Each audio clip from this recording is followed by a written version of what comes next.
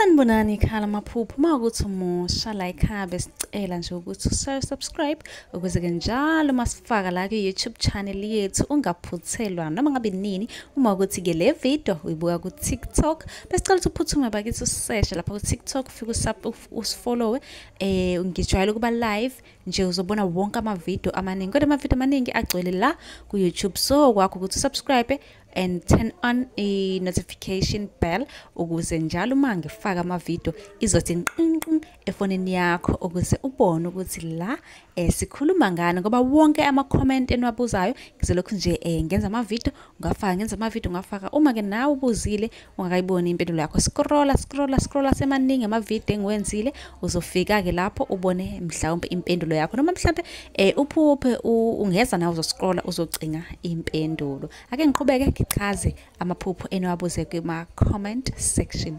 Ake sikhulume ngempisi. Impisi uma uyiphupha ngabe kubika ukuthini?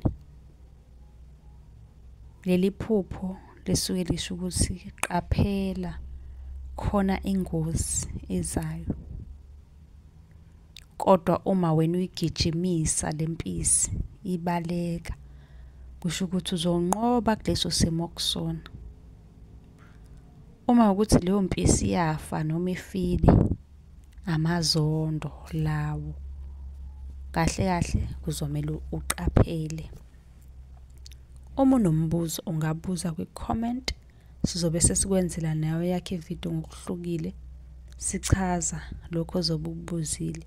Kanti uyakwazi ukucela inamba ka WhatsApp ku-inbox sikunikeze la uzozibuza khona njalo ekseni amaphupho oba nawo. Nisale kahle.